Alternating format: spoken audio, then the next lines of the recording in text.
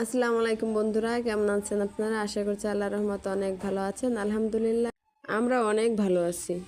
আমি ভিডিওটি যেদিন করেছিলাম তারপরে আমি ভিডিওটিতে ভয়েস দিচ্ছি। আমি ভিডিওটি করেছিলাম শুক্রবারে রোজার বাবার অফিস বন্ধ থাকে, তাই রোজা বলেছিল ঘুরতে যাবে। গ্রাম থেকে মা, আমার ছোট ভাইয়ের বউ এসেছিল, তাই তাদেরকে নিয়ে আমরা জাতীয় চিড়িয়াখানা ঢাকা মিরপুরের উদ্দেশ্যে আমরা রওনা হয়েছিলাম। আমরা সকাল 10টার দিকে বাসা থেকে বের হয়েছি, তাই আমি ভাবলাম যে একটু ভিডিও করে নেই। আমরা আগে অনেকবার চিড়িয়াখানায় গিয়েছিলাম, কিন্তু কখনো তেমন কোনো ভিডিও করা হয়নি, তাই ভাবলাম যে একটু ভিডিও করে রাখি। বাসা থেকে বের হওয়ার পরে রিক্সা করে এসে আমরা গাড়িতে ওঠার পরে অনেকক্ষণ পরে আমরা আরেকটু ভিডিও করেছিলাম। এটা হচ্ছে গাবতলী। আমি আগে কখনো গাবতলীর নাম অনেকবার শুনেছি, কিন্তু ওইভাবে দেখতে পাইনি, তাই গাড়ি থেকে দেখলাম যে গাবতলীতে খুবই বড় গরুর হাট বসে। ওইখানে ওই ব্যবস্থা করা আছে, আর অনেক কিছুই, গাড়ি ঘোড়া অনেক কিছু দেখতে দেখতে বলতে বলতে আমরা চলে এসেছি চিড়িয়াখানায়। রোজার বাবার টিকিট আনতে গিয়েছিল, এখন আমরা সবাই একসাথেই এন্ট্রি করলাম চিড়িয়াখানার ভিতরে। আসলে কেউ যখন কোনো জিনিস না দেখে তখন তার প্রতি একটা আকর্ষণ থাকে যে জিনিসটা কেমন, ভিতরে কেমন। আমি যখন প্রথম চিড়িয়াখানায় আসবো তখন ভেবেছিলাম কেমন হবে ভিতরে, যে কেমন কি এই সেই অনেক কিছু, অনেক একটা এক্সাইটেডমেন্ট কাজ করেছিল। কিন্তু যখন এসেছিলাম তখন কিন্তু ভিতরের যে পরিবেশটা আমার কাছে খুবই ভালো লেগেছিল। ভিতরটা, আমার মা অনেকবারই ঢাকায় এসেছিল, কিন্তু কখনো তাকে চিড়িয়াখানায় আনা হয়নি, কারণ মা অনেক অসুস্থ, পায়ে ব্যথা আছে অনেক, সেজন্যই ওইভাবে মাকে নিয়ে আসা হয়নি। তাই এবার ভাবলাম যে নিয়ে আসি। ছোটো ভাইয়ের বউ আর মা দুজনকে মিলেই নিয়ে এসলাম। এদিকে আমরা বাঘের খাঁচার কাছে গিয়েছিলাম, তখন গিয়ে বাঘ ছিল না। বাঘ হয়তো অসুস্থ, সে কারণে বাঘটা নাই। সবাই বাচ্চারা তো বুঝতেই পারেন যে একটু এক্সাইটেড থাকে বাঘ দেখার জন্য, কিন্তু বাঘটা তখন ছিল না। এদিকে আমরা অন্য কিছু গন্ডার, ভালুক এগুলো দেখে এসেছিলাম, পেঙ্গুইন, সাদা কাক, একে একে ঘুরে ঘুরে সবই দেখতেছিলাম। এইখানটায় বসে আছে চিল। এই হচ্ছে চিল। এই চিল আমরা কিন্তু ছোটোবেলায় অনেক দেখেছি। আমাদের বাড়িতে যখন মা মুরগির বাচ্চাগুলো ফোটাতো তখন ওই বাচ্চাগুলো নিতে আসতো, এই চিলগুলা আমাদের সামনে অনেকবার নিয়েছে চিলে মুরগির বাচ্চা। এদিকে রোজা হাঁটতে হাঁটতে রোজা খুবই ক্লান্ত, ঘামিয়ে গিয়েছিল, কিন্তু রোজা বাসায় আসতে চাচ্ছিল না। রোজা বলতেছিল যে সন্ধ্যায় যাব, এখন আসছি, সন্ধ্যায় যাব। এদিকে গাধা, অন্য কিছু সব কিছুই আমরা দেখতেছিলাম হেঁটে হেঁটে। আমিও অবশ্য তখন লাইভে ছিলাম, লাইভ ভিডিও করতেছিলাম, আর ফোন দিয়ে আমার ভাইয়ের বউ ভিডিও করে দিচ্ছিল আমাকে। রোজা কিন্তু চিড়িয়াখানা আসতে চেয়েছিল শুধুমাত্র চিড়িয়াখানার ভিতরে যে পার্কটা আছে ওই পার্কের জন্য। রোজা গিয়ে পার্কেই বেশি যেতে চায়, তাই এখানে এসে আমরা চলে এসেছিলাম যে ট্রেনটা আছে এই ট্রেনে। ও ট্রেনে উঠবে, ও একদম সামনে বসবে। ও যখন সামনে বসতে পারলো না তখন কিন্তু খুব কান্না করেছিল। রোজার বাবা আমাকে, আমার ভাইয়ের বউকে উঠতে বলেছিল। আমরা প্রথমে আমি উঠিনি, কিন্তু তারপরে রোজার বাবা যখন রোজাকে নিয়ে লাইনে দাঁড়িয়েছিল তখন করলাম যে না, আমিই যাই। শুক্রবারে যে কি পরিমাণে গরম পড়েছিল, খুবই গরম পড়েছিল। আমরা কিন্তু এখানে অসুস্থ হয়ে গিয়েছিলাম। রোজা কিন্তু বেশিক্ষণ হাঁটতে পারেনি, রোজার বাবার কোলে উঠে গিয়েছিল। রোজা কিন্তু ওখান থেকে বাসায় আসার পরে প্রচণ্ড অসুস্থ হয়ে পড়েছিল। রোজার জ্বর, কাশি, ঠান্ডা এগুলা তার আগে থেকেই রোজার একটু জ্বর ছিল। স্কুল থেকে অসুস্থ হয়ে যাওয়ার পরে ঘামিয়ে অনেক অসুস্থ হয়ে গেছিলো। তারপরে আবার এখানে গিয়েছিলাম, সে কারণে আরও অনেক অসুস্থ হয়ে পড়েছিল। এদিকে রোজা অনেক অপেক্ষা করতেছিল যে কখন ট্রেনটা আসে, রোজা কখন উঠবে।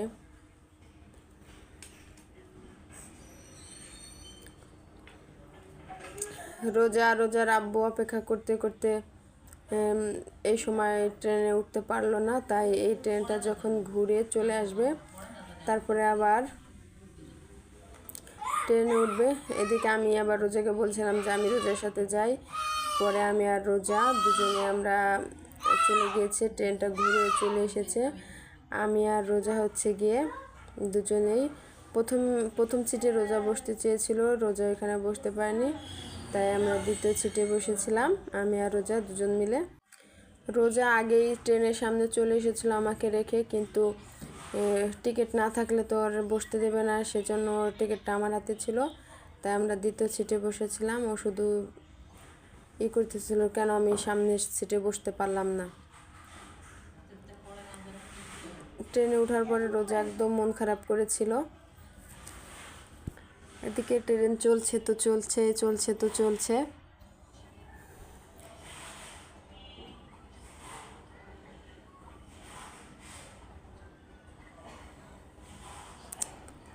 4-5টা ঘুরে ট্রেনটা চলে এসেছিল। এদিকে আমরা নেমে গিয়েছিলাম, ওই ভিডিওটুক করা হয়নি। সম্পূর্ণ ট্রেনটা ঘোরার পরে আমরা যখন নেমে গিয়েছিলাম, রোজা তখনও মন খারাপ করেছিল। রোজাকে বলছিলাম যে তাহলে তুমি আবার উঠো, রোজা আর উঠলো না। তার বলতেছে কি যে হ্যাঁ আমি ওইখানে যাব, এই যে কি বলে এটাকে, চরকা নাকি, এইটাই উঠবে ও, এই ঘোড়ার উপরে উঠবে। তারপরে রোজার বাবাকে নিয়ে ওখান থেকে টিকিট কেটে পরে দুজন মিলে চলে গিয়েছিল। এদিকে চরকায় উঠে গিয়েছিল। এখানে প্রায় 2 মিনিটের মতো ওদের ঘুরিয়েছিল। রোজার আব্বু দুজনেই, রোজার আব্বু দাঁড়ানো ছিল। আপনারা যারা এখানে গিয়েছেন তারা অবশ্যই এখানে দেখেছেন এবং জানেন, এর উপর বড়দের উঠতে দেয় না, এখানে শুধু বাচ্চারা ওঠে, আর বাচ্চাদের ধরে রাখার জন্য একজন করে গার্ডিয়ান থাকে এখানে। আর এত পরিমাণে রোদ গরম ছিল, আমাদের অনেক আমরা পানি খেয়েছিলাম। এর মধ্যে আমরা আইসক্রিম কিনে খেয়েছিলাম। গরমে কি আর এগুলা খেলে কি আর হয়, যখন খেয়েছিলাম তখনই শান্তি লাগছিল, কিন্তু পরে আবার সে অশান্তি শুরু হয়ে গেছিলো। এদিকে সম্পূর্ণ 2 মিনিট ঘোরানোর পরে ওরা নেমে গিয়েছিল। তারপরে পার্কের মধ্য থেকে আমরা চলে এসেছিলাম।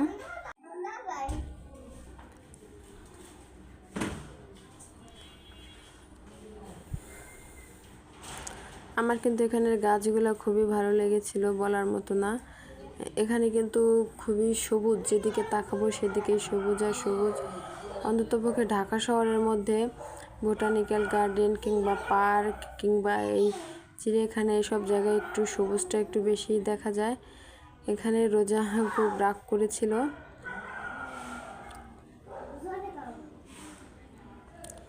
এদিকে আমাদের পানি যখন শেষ হয়ে গেছিল, রোজার বাবা তখন আমাদের জন্য পানি আনতে গিয়েছিল। আমি তখন বলেছিলাম যে পানি লাগবে, পানি। অবশ্যই গরমের মধ্যে থাকলে বোঝা যায় যে পানি আমাদের জন্য কতটা দরকার। আমরা সব প্রাণীদের কাছে অল্প অল্প সময় করেছিলাম, কারণ আমরা যদি এখানে বেশি সময় দিই তাহলে আমরা সময়টা কভার করতে পারবো না। আর গরমে খুব অতিষ্ঠ লাগতেছিল, আমরা এখানে থাকতে পারতেছিলাম না। আর গরমের মধ্যে পেয়ে গিয়েছিলাম আমরা সবাই এখান থেকে আমরা কিনে খেয়েছি। অবশ্য গরমের মধ্যে দুপুরবেলা কিন্তু আমরা হোক কিংবা টক কোনো জিনিস হোক খুবই ভালো লাগে। এখানে কিন্তু পানি ছিল, পানির মধ্যে গাছের পাতা পড়েছিল, দেখতে কিন্তু খুবই সুন্দর লাগছিল, তাই ভাবলাম যে একটু ভিডিও করে নেই। আমার কাছে অবশ্য অনেক ভালো লেগেছিল, আপনাদের কাছে কেমন দেখাচ্ছে বলতে পারবো না, তবে আমার কাছে খুব ভালো লেগেছিল। এদিকে কিন্তু আমরা খাবার নিয়ে গিয়েছিলাম, কিন্তু আমরা মনে ভুলে আমাদের একটা চাদর নিতে ভুলে গিয়েছিলাম।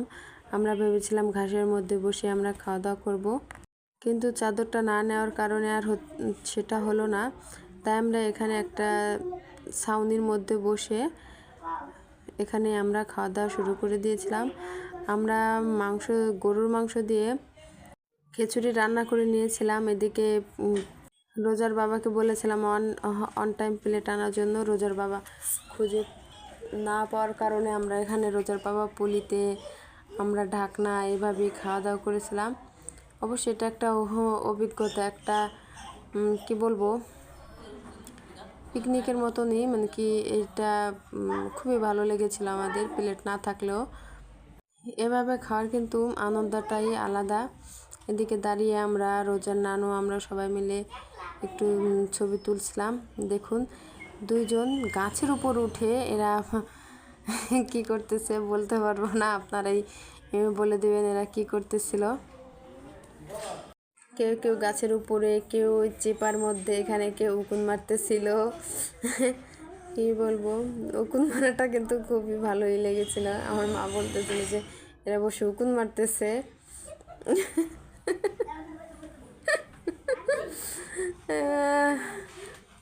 জানি না এরা কোথা থেকে আসে, পার্কের মধ্যে কোনো একটা কিছুর মধ্যে পেলে এরা বসে যায় উকুন মারার জন্যে।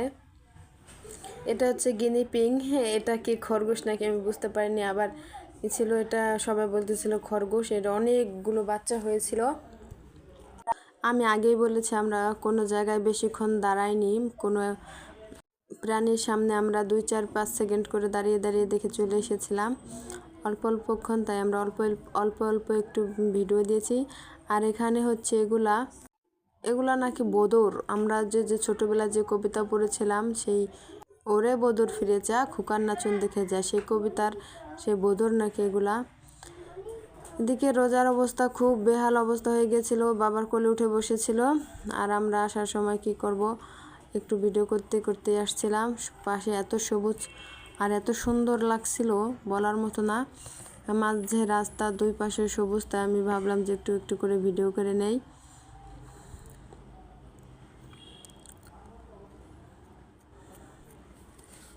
রোজা অনেক অসুস্থ হয়ে যাওয়ার কারণে আমরা চলে আসলাম। প্রায় গেটের সামনাসামনি আমরা চলে এসেছি। রোজার বাবা শুধু করতেছিল যে কেন এত ভিডিও করতেছো, করতেছো। এখানে রোজার ছবি তুলতে চেয়েছিলাম, কিন্তু রোজা অসুস্থর কারণে তুলতে পারিনি। আপনারা যারা এতক্ষণ আমার ভিডিওটি দেখছেন, আপনাদের কাছে একটাই অনুরোধ, আপনারা আমার চ্যানেলটি সাবস্ক্রাইব করে দিবেন, বেল আইকন বাটনটি বাজিয়ে দিবেন, লাইক করে দিবেন, আর সম্পূর্ণ ভিডিওটি দেখে নেবেন। যদি কোথাও কোনো অংশ ভালো লেগে থাকে তাহলে কমেন্টের মাধ্যমে জানিয়ে দিবেন। যদি ভালো না লেগে থাকে তাহলে কমেন্টের মাধ্যমে জানিয়ে দিবেন যে আপনার ভিডিওটি আমাদের কাছে ভালো লাগেনি। এদিকে আমরা প্রায় চিড়িয়াখানার এক্সিট গেটের সামনেই চলে এসেছি। রোজা অসুস্থ দেখে আর আমার মা বেশি হাঁটতে পারে না, তাই আমরা তাড়াতাড়ি 3টার আগে 2:30টার দিকে আমরা বের হয়ে গিয়েছিলাম। এতক্ষণ পর্যন্ত আপনারা আমার সাথে থাকার জন্য আপনাদেরকে অসংখ্য অসংখ্য ধন্যবাদ। আপনাদের সাথে আবার দেখা হবে অন্য কোনো ভিডিওতে। ততক্ষণ পর্যন্ত সুস্থ থাকুন, ভালো থাকুন। আল্লাহ হাফেজ।